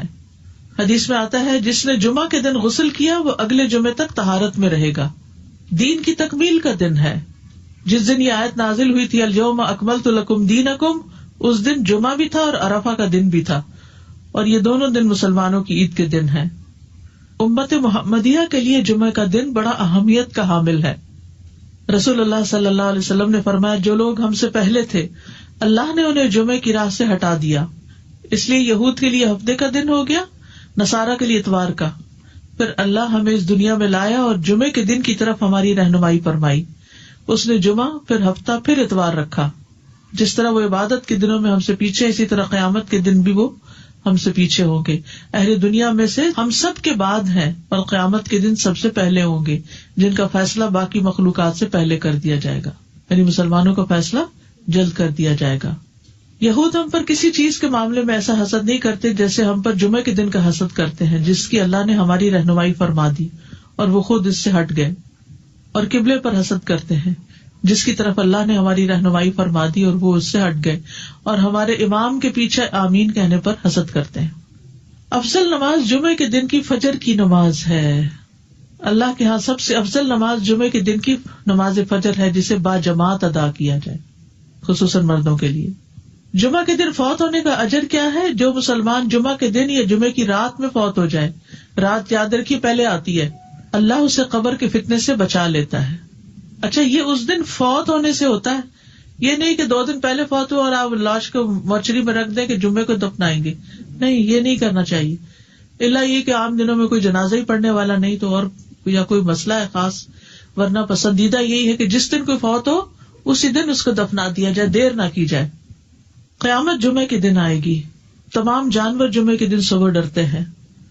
قیامت کے دن جمعہ کا دن اور جمعہ پڑھنے والے کیسے ہوں گے؟ یعنی قیامت چونکہ جمعے کے دن آئے گی نا، تو اس دن پھر جمعہ پڑھنے والوں کا حال کیا ہوگا؟ وہ خوش ہوں گے، یعنی پریشانی سے بچ جائیں گے. رسول اللہ صلی اللہ علیہ وسلم نے فرمایا، بے شک اللہ قیامت کے روز ہفتہ کے دنوں کو ان کی مخصوص شکل میں اٹھائے گا. جمعہ کا دن حسین اور چمکتا دمکتا ہوگا. اہل جمعہ اس کو ایسے گھیر لیں گے جیسے دلہن کو دلہا کی طرف رخصت کرتے وقت گھیر لیا جاتا ہے. کتنا بڑا کراؤڈ ہوتا ہے اس کے ساتھ چل رہا ہوتا ہے نا. جمعہ کا دن اپنے اہل کے لیے روشنی کرے گا اور وہ اس کی روشنی میں چل رہے ہوں گے، یعنی وہ روشن ہو جائے گا اور اہل ایمان جو آس پاس ہوں گے اس کے، ان کے لیے روشنی ہو جائے گی. ان کے رنگ برف کی طرح سفید ہوں گے، ان کی خوشبو کستوری کی طرح مہک رہی ہوگی. وہ کافور کے پہاڑوں میں گھسے ہوئے ہوں گے، جن و انس انہیں دیکھ رہے ہوں گے اور وہ تعجب کی وجہ سے نگاہ نیچی نہیں کریں گے کہ جنت میں داخل ہو جائیں گے. اور ثواب کی امید سے آذان دینے والوں کے علاوہ کوئی بھی ان کے اس مقام اور مرتبے تک نہیں پہنچ سکے گا. جو اس دن کو امپورٹینس دیتا ہے، اس کے لیے صبح سے تیاری کرتا ہے، نہانا دھونا، کپڑے تبدیل کرنا، سورۃ کہف پڑھنا، خوشبو لگانا، درود شریف کی کثرت کرنا، پھر جمعہ کی نماز کے لیے جانا. یعنی اس دن کو یہ نہ سمجھا جائے جیسے کوئی بھی دن ہے کہ وہی ہماری روٹین. ہمارے یہاں تو مشکل یہ کہ عید کا دن بھی لوگ سو کے گزار دیتے ہیں اور اس پہ خوش نہیں ہوتے اور اہتمام نہیں اس طرح کرتے. جنت میں جمعہ کے دن کی فضیلت، بڑی خوبصورت حدیث ہے یہ. رسول اللہ صلی اللہ علیہ وسلم نے فرمایا، میرے پاس جبریل علیہ السلام تشریف لائے اور ان کے ہاتھ میں سفید شیشہ تھا جس میں ایک سیاہ نقطہ تھا. بس میں نے کہا، جبریل یہ کیا ہے؟ انہوں نے کہا، یہ جمعہ ہے. میں نے کہا، یہ اس میں کالا نقطہ کیا ہے؟ انہوں نے کہا، یہ قیامت جو جمعے کے دن قائم ہوگی. سفید شیشہ کیا تھا؟ جمعہ، ڈاٹ قیامت. اور یہ ہمارے دنوں کا سردار ہے اور اسے ہم آخرت کے دن یوم المزید کے نام سے پکاریں گے. کیا دن؟ یوم المزید. میں نے کہا، تم اسے یوم المزید کے نام سے کیوں پکارو گے؟ انہوں نے فرمایا، بے شک آپ کے رب نے جنت میں ایک وادی بنائی ہے. جنت میں ایک وادی ہے. وادی کیا ہوتی ہے؟ پہاڑوں کے بیچ میں. وادیاں کتنی خوبصورت ہوتی ہیں. تو جنت میں ایک وادی ہوگی جو سفید مسک سے بھی زیادہ خوشبودار. بس جب جمعہ کا دن ہوگا تو اللہ تبارک و تعالی اعلی علیین سے اپنی کرسی پر نزول فرمائیں گے. پھر کرسی کے ارد گرد نور کے ممبر ہوں گے. نبی آئیں گے یہاں تک کہ اس پر بیٹھ جائیں گے. پھر اللہ ممبروں کے ارد گرد سونے کی کرسیاں ڈالیں گے. صدیق اور شہداء آئیں گے یہاں تک کہ وہ ان پر بیٹھ جائیں گے. پھر اہل جنت آئیں گے یہاں تک کہ ٹیلوں پہ بیٹھ جائیں گے. بس ان کے لیے ان کا رب تبارک و تعالیٰ اپنا جلوہ فرمائے گا یہاں تک کہ وہ اس کے چہرے کی طرف دیکھیں گے. وہ فرمائے گا، مجھ سے مانگو، چنانچہ وہ اس سے مانگیں گے یہاں تک کہ ان کی خواہش ختم ہو جائے گی، کچھ بھی دل میں اور نہیں ہوگا. تو وہ اس وقت اپنے پاس سے ان کے لیے وہ کچھ کھولے گا جسے کسی آنکھ نے نہیں دیکھا اور کسی کان نے نہیں سنا اور نہ کسی انسان کے دل پر ایسا گزرا. یہ اتنے وقت میں ہوگا جتنا وقت جمعہ کے دن لوگوں کے واپس ہونے میں لگتا ہے، یعنی جمعہ پڑھ کے واپس جانے میں.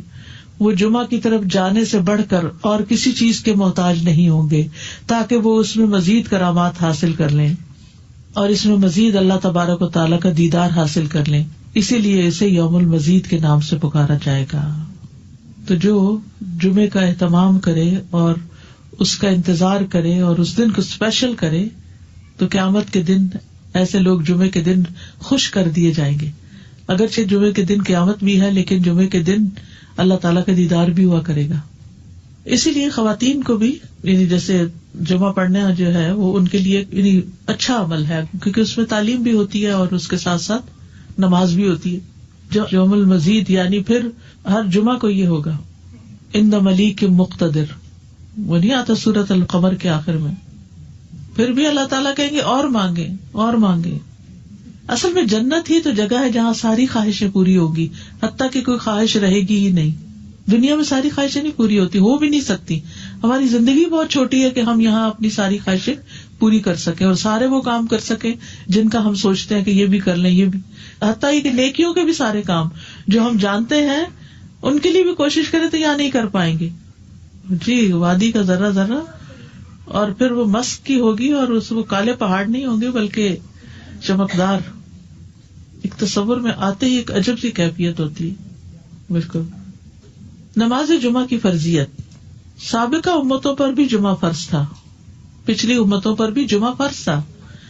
رسول اللہ صلی اللہ علیہ وسلم نے فرمایا بے شک اللہ نے ہم سے پہلے لوگوں پر بھی جمعہ فرض کیا تھا، لیکن وہ اس میں اختلاف کرنے لگے اور اللہ نے ہمیں اس معاملے میں رہنمائی عطا فرمائی.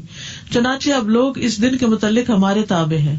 کل کا دن یہودیوں کا ہے ہفتہ، اور پرسوں کا دن عیسائیوں کا ہے. ہر مسلمان پر فرض ہے جمعہ. آپ نے فرمایا جمعہ ہر مسلمان پر جماعت کے ساتھ لازم ہے سوائے 4 طرح کے لوگوں کے: غلام، مملوک، عورت، بچہ یا مریض. عورتوں کے مخصوص حالات کی وجہ سے ان پر فرض نہیں کیا، لیکن اگر اپنے چوائس سے وہ پڑھیں تو اچھی بات ہے. مسافر پر جمعہ فرض نہیں، عورتوں پر فرض نہیں. ابو عمر شیبانی سے مروی ہے، انہوں نے عبداللہ کو دیکھا کہ وہ جمعہ کے دن عورتوں کو مسجد سے نکال رہے تھے، کہہ رہے تھے کہ اپنے گھروں کی طرف نکلو، وہ تمہارے لیے بہتر ہے. یعنی کوئی یہ نہ سمجھے کہ عورت کے لیے جمعہ پڑھنا یا جمعے سے محروم ہونا کوئی بہت بڑی محرومی ہے. وہ گھر میں بھی نماز پڑھیں گی تو ان کو وہ اجر مل جائے گا. اصل میں عورتوں کو تیار کرنا ہوتا ہے مردوں کو کہ وہ ٹائم پر جمعے کے لیے نکلیں. کہ عورتوں کو گھر اس لیے رہنے کی ضرورت ہے کہ وہ مردوں کو تیار کر سکیں کہ وہ جمعے پہ جائیں وقت پر. لیکن منع نہیں ہے. حرم میں آپ دیکھیں کتنی عورتیں ہوتی ہیں، مسجد نبوی میں کتنی عورتیں ہوتی ہیں، اور واقعی دل پسیجتا ہے جب آپ اچھا خطبہ سنتے ہیں. اور اجتماعیت سے ایک دل کی حالت اور ہوتی ہے. دیکھیے جو لوگ کامیاب ہوتے ہیں زندگی میں، خوش ہوتے ہیں، ان لوگوں کی سوشل لائف بہت اچھی ہوتی ہے. اور ہمارے لیے یہ مسجد، یہ مدرسہ، یہ اجتماعی عبادتیں، یہ اکٹھے ہو کے عبادت کرنا، عیدیں، تراویاں، یہ سب یہ خوشی کا ذریعہ ہے. جو شخص صرف اکیلا ہو جاتا ہے نا وہ کبھی خوش نہیں ہو سکتا. کبھی. بہت سے لوگ اپنی کوئی چیز کسی کے ساتھ شیئر کرنا ہی نہیں چاہتے، نہ اپنی کوئی صلاحیت، نہ اسکل، نہ کوئی کھانا پینا، نہ کوئی اور اپنا وقت، نہ قوت، یہ کچھ بھی نہیں. وہ خود ہی خود ہر چیز انجوائے کرنا چاہتے ہیں. وہ ان کی ساری انجوائمنٹ ختم ہو جاتی، ڈپریشن کا شکار ہو جاتے ہیں. ڈپریشن کا بہترین علاج ہے کیوں کہ آگے مریض کی عادت کرو، کیوں کہ آگے جنازے پہ جاؤ اور بعد میں گھر والوں کا خیال رکھو تاکہ وہ سنبھلے رہیں، تنہائی کا شکار نہ ہو، سبق بھی حاصل کرے. تو یہ جو مسلمانوں کی اجتماعیت ہے یہ دل کو خوشی دیتی، ایک سکون دیتی. یعنی اکٹھے ہونا جو ہے کسی بھی اچھے کام کے لیے وہ بڑے بڑے بوجھ ہلکے کر دیتا ہے. وہ کہتے ہیں نا ہر کامیاب مرد کے پیچھے ایک عورت ہوتی.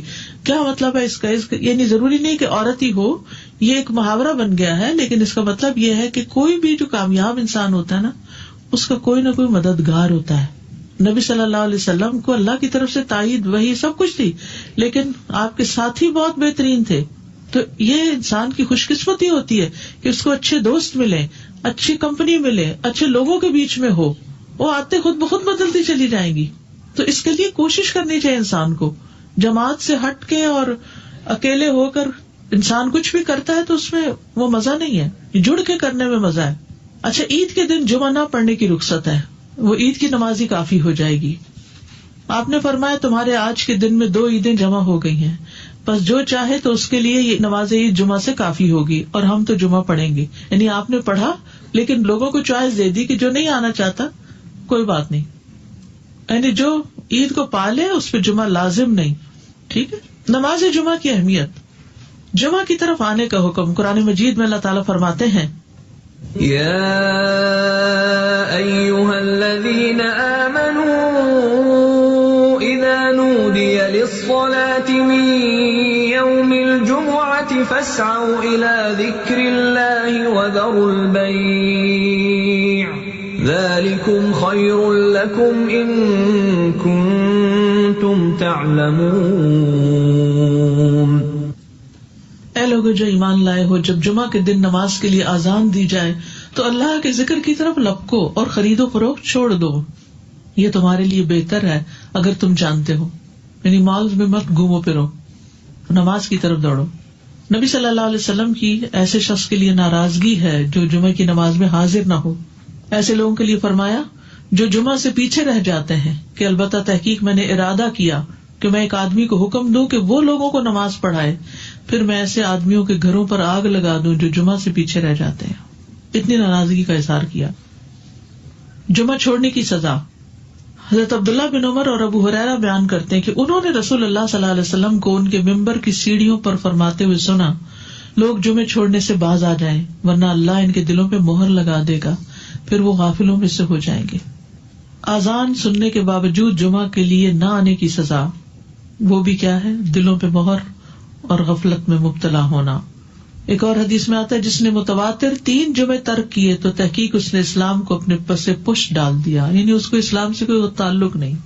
ایک اور حدیث میں آتا ہے جو شخص سستی کی وجہ سے بلا عذر 3 جمعے چھوڑ دے اللہ تبارک و تعالیٰ اس کے دل پہ مہر لگا دیتا ہے. عقبہ بن عامر سے روایت ہے، وہ کہتے ہیں کہ رسول اللہ صلی اللہ علیہ وسلم نے فرمایا مجھے اپنی امت کے متعلق کتاب اور دودھ سے خطرہ ہے. حالانکہ یہ دونوں کتنی بینیفیشل چیزیں. کسی نے پوچھا یا رسول اللہ کتاب سے خطرے کا کیا مطلب؟ فرمایا اسے منافقین سیکھیں گے اور ایمان والوں سے جھگڑا کریں گے. یعنی منافقین بھی قرآن پڑھیں گے اور ایمان والوں سے جھگڑا کریں گے. پھر پوچھا گیا کہ دودھ سے خطرے کا کیا مطلب ہے؟ فرمایا کچھ لوگ دودھ کو پسند کرتے ہوں گے اور اس کی وجہ سے جماعت سے نکل جائیں گے اور جمعہ کی نمازیں چھوڑ دیا کریں گے. یہ دور دراز کے علاقوں میں فارم ہاؤسز میں جا کے بسیں گے اور جمعے کی نماز تک نہیں پہنچیں گے. نماز جمعہ کی فضیلت. ایک جمعہ اگلے جمعے تک کا کفارہ ہے، یعنی گناہوں کی معافی کا ذریعہ ہے، گناہ معاف ہونا.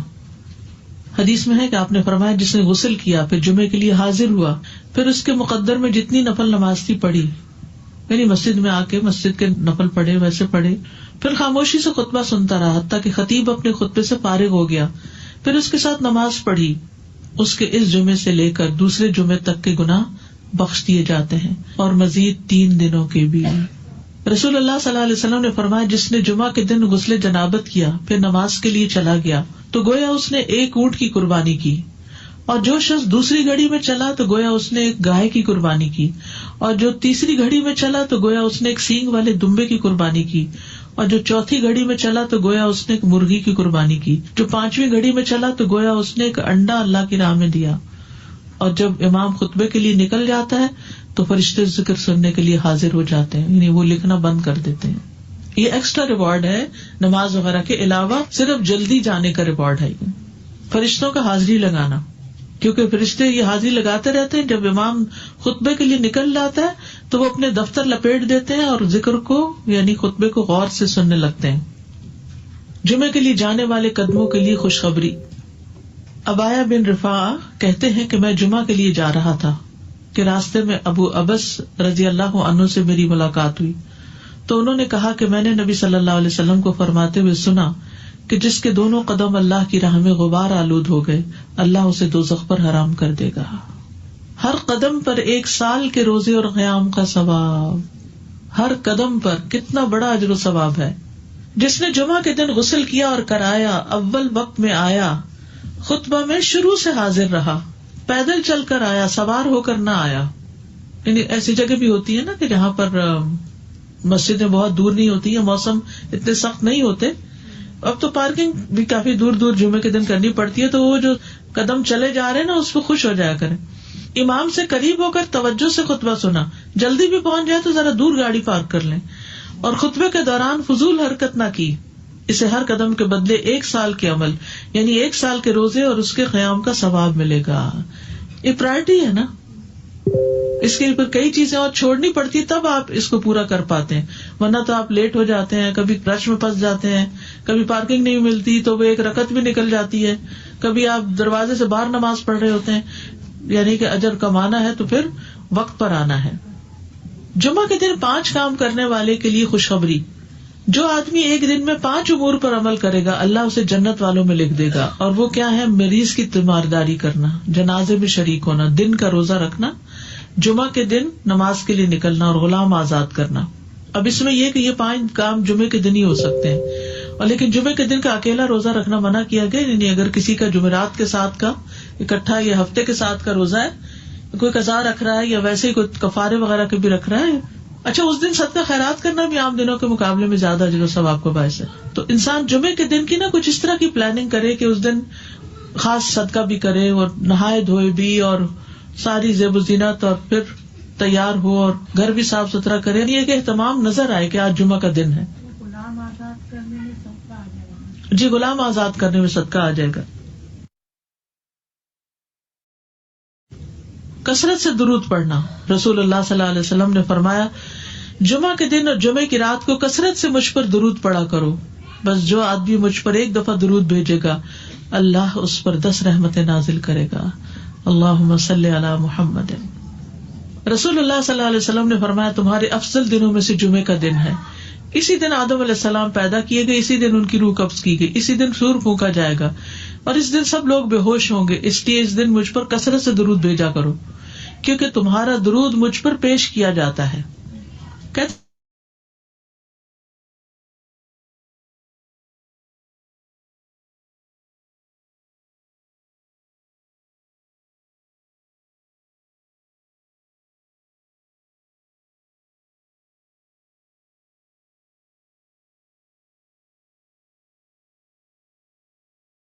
الکہف پڑھنا. نبی صلی اللہ علیہ وسلم نے فرمایا جو شخص جمعہ کے دن سورۃ الکہف پڑھتا ہے تو اس کے لیے دوسرے جمعے تک نور روشن رہتا ہے. غسل کرنا. ہر بالغ پر جمعہ کے لیے جانا ضروری ہے اور ہر وہ شخص جس پر جمعہ کے لیے جانا ضروری ہے اس پر غسل ہے، یعنی اس کو لازمی غسل کرنا چاہیے، اللہ یہ کہ کوئی مجبوری ہو. تو آپ اپنا اسکیڈول اس طرح بنائے نا کہ جیسے اگر آپ ہر روز نہاتے ہیں پھر تو کوئی مسئلہ نہیں، لیکن اگر آپ ایک دن چھوڑ کے ایک دن نہاتے ہیں تو آپ پھر اس طرح اسکیڈول کریں کہ جیسے آپ منڈے کو نہائے، پھر وینسڈے کو نہائے، پھر جمعے کو نہائے، پھر آپ سیٹرڈے سنڈے اگر نہیں بھی نہاتے پھر منڈے. تو اس طرح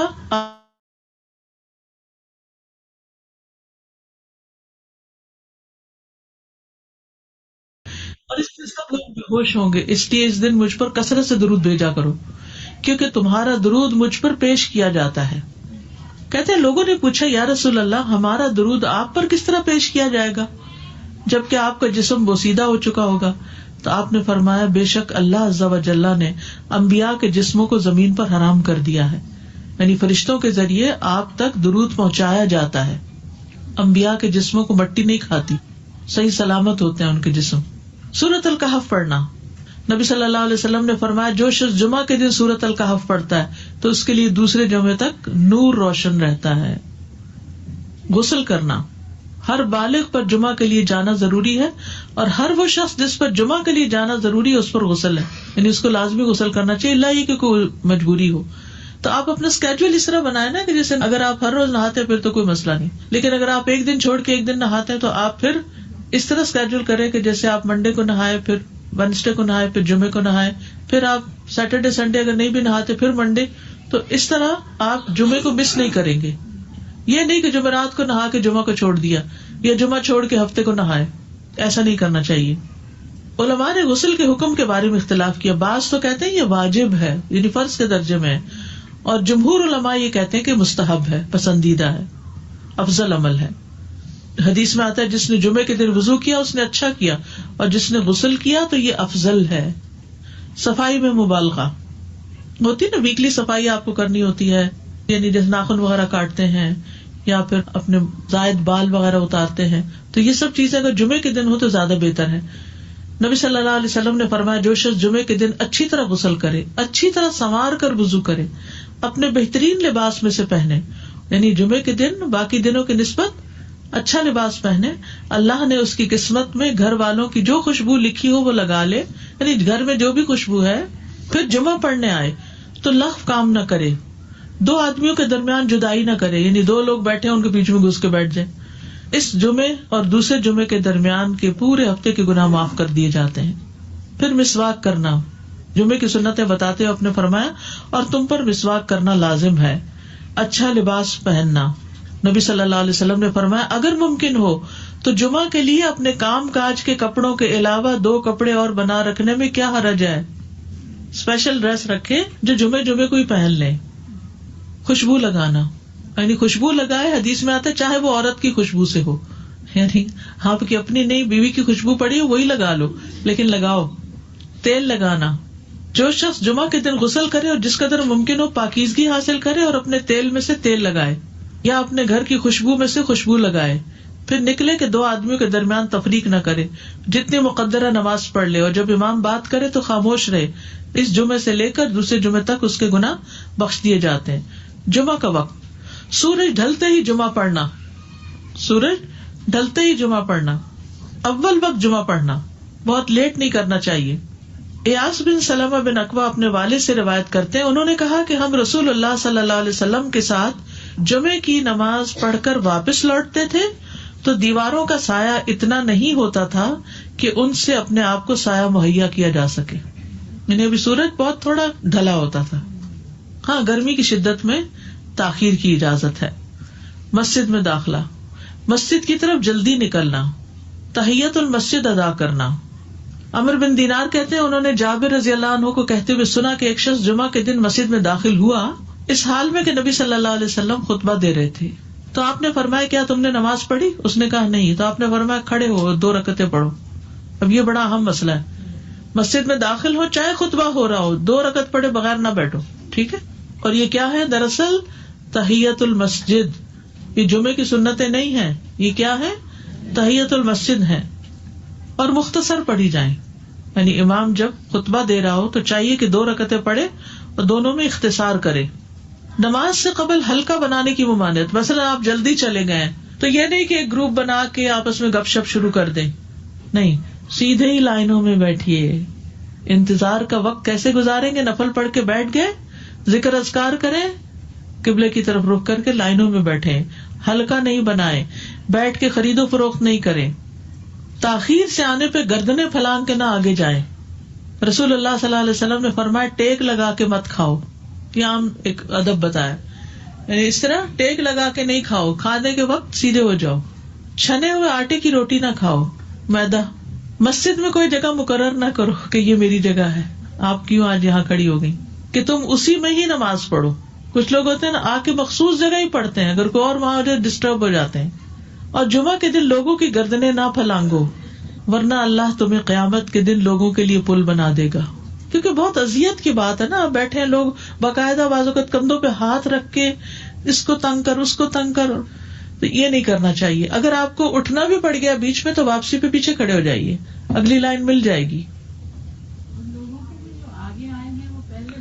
جی یہ تو بہت ضروری بات آپ نے کی کہ جب لوگ مسجد آئے تو پہلی صف میں بیٹھے، یہ نہیں پہلی چھوڑ کے آخری میں بیٹھ جائیں اور پھر لوگ ان کی گردنیں پلانگتے رہیں، دوسروں کے لیے فتنہ بننا۔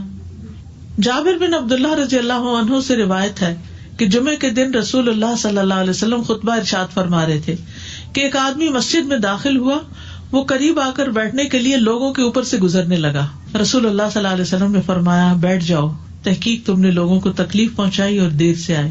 یہ عربی کے الفاظ بڑے خوبصورت ہیں، اجلس فقد آذیت و آنیت، کتنی جامع زبان ہے یہ، اجلس فقد آذیت، تو نے اذیت دی، و آنیت، اور دیر سے آئے ہو، ہاں تو اس سے منع کیا گیا۔ کسی کو اس کی جگہ سے نہ اٹھانا۔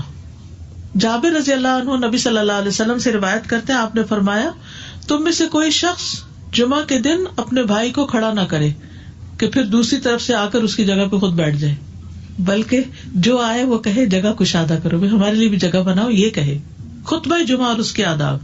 خطبہ جمعہ کی اہمیت، جب اذان ہو جائے تو کیا کرے انسان؟ مسجد کی طرف دوڑ پڑے۔ تو مسجد میں جماعت تو نہیں ہو رہی ہوگی، پہلے کیا ہو رہا ہوگا؟ خطبہ ہو رہا ہوگا۔ بسم اللہ الرحمن الرحیم، رب اشرح لی صدری ویسر لی امری واحلل عقدۃ من لسانی یفقہوا قولی۔ الحمدللہ جمعے کے متعلق اور استخارہ کے متعلق کافی کچھ ہم نے لرن کیا، اور ابھی یہ ٹاپک آپ لوگوں کا جمعہ کا کنٹینیو چل رہا ہے، تو انشاءاللہ اس کو ہم نیکسٹ کلاس میں کمپلیٹ کریں گے اور اس کا ڈسکشن بھی کریں گے۔ چلیے انشاءاللہ یہیں پہ ہی کلاس کو کنکلوڈ کرتے ہیں۔ سبحانک اللہم بحمدک، اشہد ان لا الہ الا انت، استغفرک و اتوب الیک۔ السلام علیکم و رحمۃ اللہ وبرکاتہ۔